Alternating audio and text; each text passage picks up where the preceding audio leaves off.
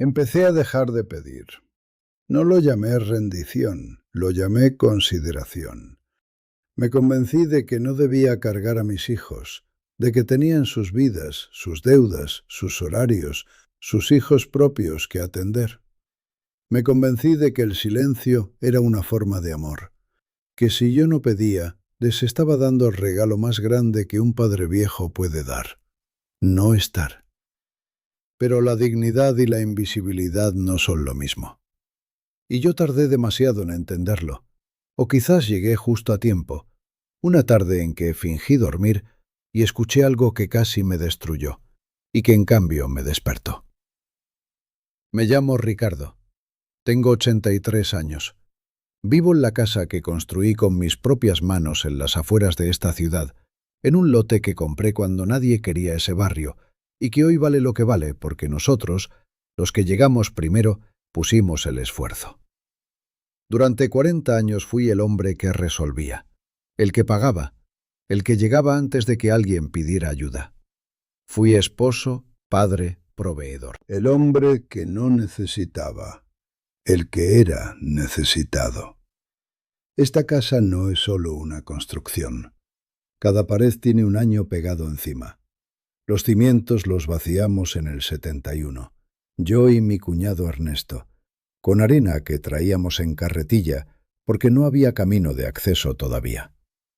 Los pisos los puse yo mismo, mosaico por mosaico, un sábado que Consuelo me trajo café y dijo que quedaba bonito aunque todavía faltaba la mitad. Las ventanas las instalé en diciembre del 74, con frío, con los dedos torpes, y Consuelo me pasaba los tornillos uno por uno sin que yo tuviera que pedírselos. Así era ella, así éramos nosotros.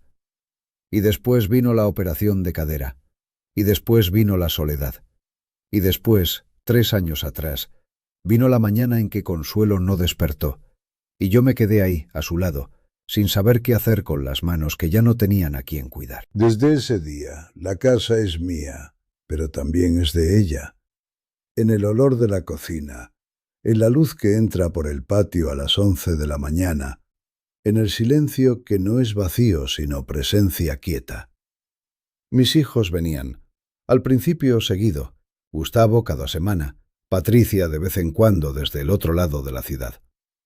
Traían comida, se sentaban un rato, preguntaban cómo estaba, y yo no pedía, no quería ser una carga. Cada vez que Gustavo se despedía, yo notaba el alivio en sus pasos, no malicioso, no consciente, pero ahí. Y yo interpretaba ese alivio como mi obligación, asegurárselo. Así que dejé de llamar cuando me dolía la pierna y no podía subir al bus. Dejé de pedir que me llevaran al médico, que arreglaran la gotera del baño, que me ayudaran con cosas pequeñas que se vuelven enormes cuando caminas despacio y las noches son largas y el teléfono no suena. Esa fue mi equivocación. Creer que el silencio era un regalo para ellos, una forma de amor sin palabras. Pero el amor que nadie ve no protege a nadie, solo desaparece. Y así me fui borrando solo, despacio, sin que nadie lo pidiera y sin que nadie lo notara, porque yo mismo lo había hecho posible. Era un martes al mediodía. Yo estaba en mi cuarto, acostado, con los ojos cerrados, pero sin dormir. Eso me pasa seguido ahora, el cuerpo quieto y la cabeza andando. Escuché que Gustavo llegó con Marcela, su esposa. Se sentaron en la sala. La puerta de mi cuarto estaba entreabierta. Las casas viejas tienen esa cualidad. Llevan el sonido de una habitación a otra sin pedir permiso, como si los muros también quisieran saber qué pasa. Y yo escuché, cada palabra, cada pausa entre palabras, cada tono. Gustavo dijo que la propiedad valía bien, que con lo que sacaran alcanzaba para una residencia buena y todavía sobraba algo. Marcela dijo que había que apurarse, que estas cosas se complican si se dejan pasar. Gustavo preguntó si los papeles estaban en orden. Y entonces dijo lo que se me quedó grabado en el pecho como un clavo frío. Dijo que papá ya no estaba en condiciones de decidir. Lo dijo sin dudar, sin bajar la voz, como si yo ya no estuviera ahí, como si la habitación donde yo respiraba fuera ya solo un espacio que había que administrar. Me quedé quieto. No entré a la sala, no grité, no lloré. Me quedé acostado y escuché como dos personas, mi hijo, la mujer que entró a mi familia un domingo lluvioso en que todos lloramos de emoción, hablaban de mi vida como si yo fuera un asunto pendiente, un trámite, una propiedad que gestionar antes de que se complique más. Les pregunto a ustedes, los que están escuchando esto ahora, ¿alguna vez se sintieron invisibles en el lugar donde deberían ser lo más importante? ¿Alguna vez sintieron que la conversación los atravesaba en lugar de incluirlos? Cuéntenme desde dónde están viendo esto. Porque estoy seguro de que no soy el único que sabe lo que duele ser borrado dentro de tu propia casa. Y si ustedes reconocen eso en sí mismos o en alguien que quieren, quédense. Lo que viene después quizás cambie algo en ustedes. Esa noche no dormí. Me quedé en la oscuridad, mirando el techo que yo mismo había enlucido, y pensé en cosas que uno no se dice en voz alta. Pensé en cuándo fue que empecé a comportarme como si ya me hubiera ido, en cuándo empecé a pedir permiso para existir dentro de mis propias paredes, en cuándo el miedo a molestar pesó más que mi propio derecho a estar. Las respuestas fueron duras, pero fueron claras, más claras que cualquier cosa que me hubiera dicho a mí mismo en años. Había algo extraño en esa claridad nocturna, como cuando se apaga la luz y los ojos empiezan a ver en la oscuridad lo que la luz del día no les dejaba encontrar. En las primeras horas de la madrugada entendí algo que debería haber entendido mucho antes. Yo había dejado de pedir, pensando que protegía a Gustavo, pero él no interpretaba mi silencio como protección, lo interpretaba como confirmación. Confirmación de que yo ya no funcionaba, de que ya no podía, de que ya no decidía. Mi silencio no era una señal de fuerza, era una invitación, y ellos entraron. En los días siguientes no dije nada, pero observé. Gustavo vino 2 veces esa semana, pero no para estar conmigo, para ver la casa. Lo noté en cómo caminaba por los cuartos, cómo medía las distancias con la mirada, cómo se detuvo en el patio trasero y lo miró como quien ya está pensando en otra cosa. Marcela preguntó de pasada si yo sabía dónde guardaba los papeles de la propiedad. Le dije que no me acordaba bien. No era mentira del todo, pero tampoco era toda la verdad. Me acordé del licenciado Fuentes. Habíamos trabajado juntos hace muchos años, cuando yo tenía un pequeño negocio de ferretería y él llevaba los contratos. Era un hombre serio, de pocas palabras, pero ninguna perdida. Lo busqué yo solo, sin decirle a nadie. Tomé el bus de las 9 de la mañana un miércoles, despacio, con el bastón, y fui hasta su oficina. Cuando me vio, se levantó de la silla. Me dio la mano con las 2 manos. No preguntó por qué había tardado tanto en aparecer. Solo dijo: «Don Ricardo, dígame en qué le ayudo». Le conté todo, sin prisa, con la escritura que había sacado de la cajita donde la guardo junto a la foto de Consuelo, la foto de nuestra boda, en blanco y negro, donde ella sonríe de lado y yo parezco asustado de tanta felicidad. El licenciado Fuentes escuchó, revisó los documentos y me explicó lo que podía hacer. Había una figura legal que me permitía registrar una condición en la escritura. Ninguna transacción sobre la propiedad podría realizarse sin mi consentimiento explícito, documentado y verificado ante notario. Mientras yo viviera y estuviera en mis facultades, y yo estaba en mis facultades perfectamente, nadie podía vender, hipotecar ni transferir esa casa sin mi firma consciente y libre. Eso hicimos esa misma semana. Yo firmé con mi letra de siempre, que no ha cambiado desde los 30 años. Una letra que mi maestra de primaria decía que era de hombre serio. El licenciado Fuentes puso su sello, y la casa quedó protegida, no por la fuerza, no por el conflicto, sino por el derecho, por la ley, por lo que siempre fue mío y que yo había dejado de defender sin darme cuenta, como quien deja de regar una planta que todavía puede salvarse. Cuando salí de la oficina, me senté un momento en una banca de la plaza que quedaba enfrente. Hacía sol, un sol de mediodía que cae distinto cuando uno está afuera que cuando lo ve por la ventana.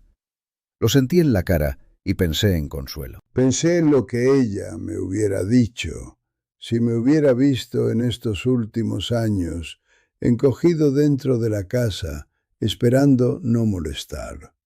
Creo que se hubiera reído primero y después me hubiera dicho: Ricardo, qué tonto. Con cariño, pero sin rodeos. Así era ella. Empecé a recuperarme, no del pasado, sino de mí mismo, del hombre que había sido antes de que el miedo a ser carga me enseñara a ser menos. Llamé a don Aurelio, que vive a 3 casas, y que no me había visto en meses porque yo no salía y él respetaba eso. Le propuse que tomáramos café. Vino esa misma tarde.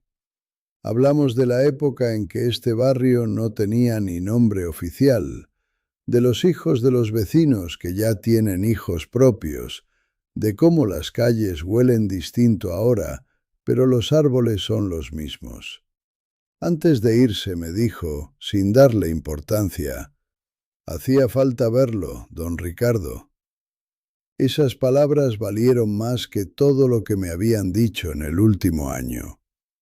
Empecé a salir cada mañana, despacio, con el bastón, pero afuera. El aire a las 8 de la mañana sabe distinto que el que entra por una ventana entreabierta.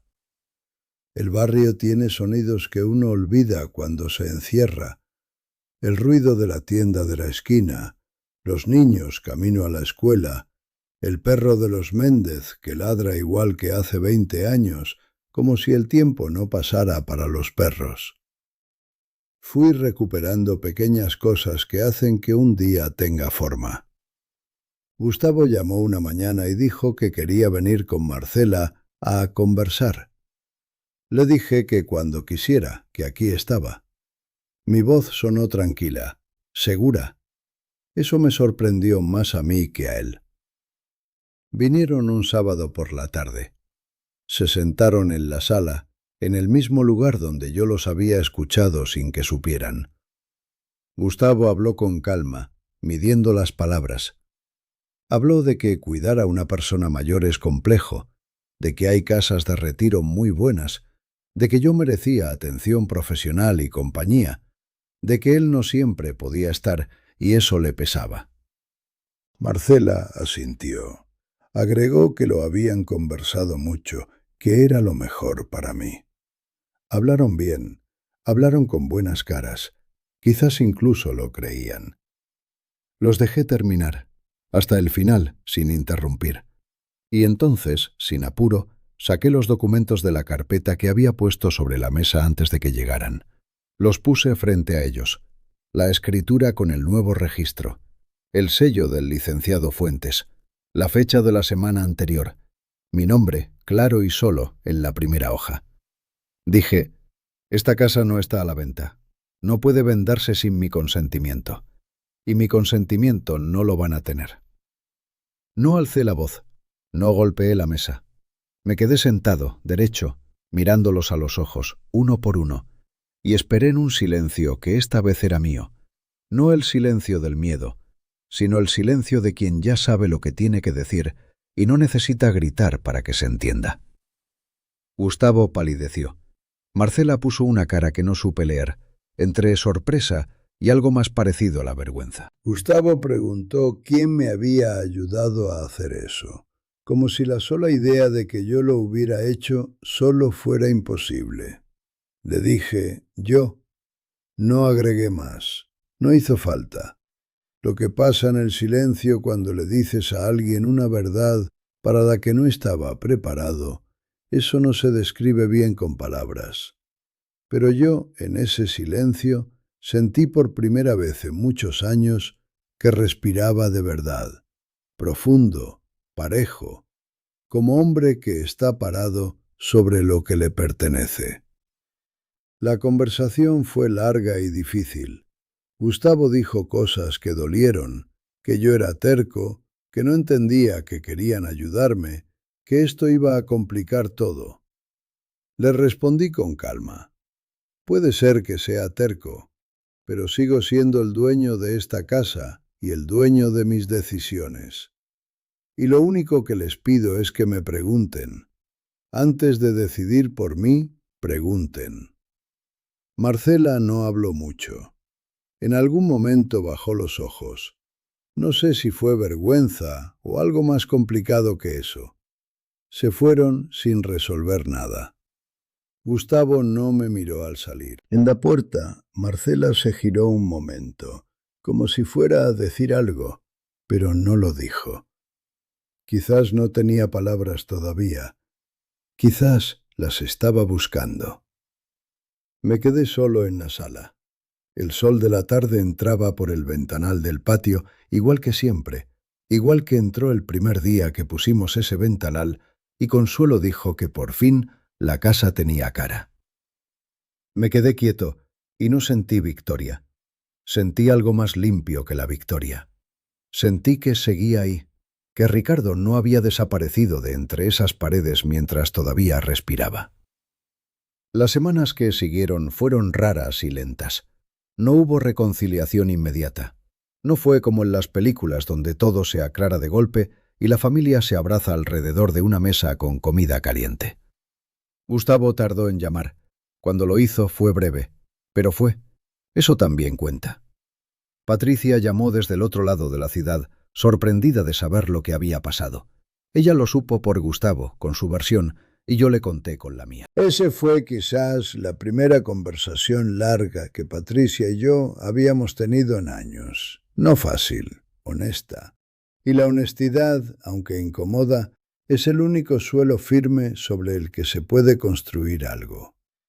Don Aurelio y yo seguimos tomando café los martes. Su nieta a veces se sienta con nosotros y no dice nada, solo escucha a los viejos hablar, con esa paciencia que tienen los chicos cuando sienten que algo importante está pasando, aunque no lo entiendan del todo. Un día me preguntó por qué guardaba una foto tan antigua en la cartera. Le mostré a Consuelo. Le dije que era mi esposa. Me preguntó si la quería mucho. Le dije que todavía. La escritura sigue en su cajita, junto a la foto de Consuelo, pero ahora significa algo más que un papel legal. Significa la decisión de no desaparecer mientras todavía estoy aquí. Significa que entendí, aunque tarde, que el silencio no me protegía a mí. Me borraba. Y eso es lo que les digo a ustedes, a los que llegaron hasta acá. Lo que aprendí no fue una lección de abogados, ni de documentos, ni de cómo ganarle a los hijos en una discusión. Lo que aprendí fue esto. Cuando dejamos de pedir porque creemos que molestamos, no estamos protegiendo a nadie. Nos estamos destruyendo a nosotros mismos y le estamos dando a otros el permiso de hacerlo en nuestro nombre con la mejor de las intenciones, con la más sincera convicción de que nos están ayudando. Consuelo no habría callado. Eso lo sé. Consuelo habría dicho lo que pensaba desde el primer momento, con esa voz suya que nunca fue alta pero nunca fue vaga.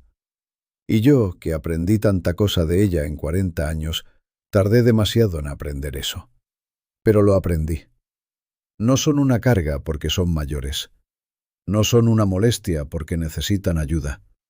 No valen menos porque caminen despacio, o hablen menos fuerte, o ya no puedan hacer todo solos. La molestia no es la necesidad. La molestia es el silencio que los borra. Rómpanlo. Despacio, con un paso, con un papel sobre la mesa, o un café con el vecino, o una frase dicha con calma, pero dicha. Rómpanlo. Porque mientras están aquí, tienen derecho a estar aquí del todo. Les pregunto, ¿cuánto tiempo llevan callando porque piensan que molestan, y en esos silencios cuánto de ustedes se fue quedando atrás? ¿Cuántas veces tragaron una necesidad para no ser carga? ¿Y quiénes se volvieron con cada uno de esos tragos? Piénsenlo esta noche, en la quietud de su casa.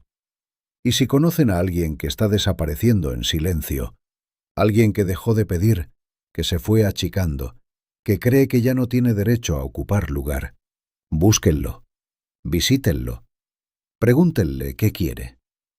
Quizás eso es lo único que necesita para seguir siendo quien es. Quizás es lo que algún día ustedes también van a necesitar de alguien.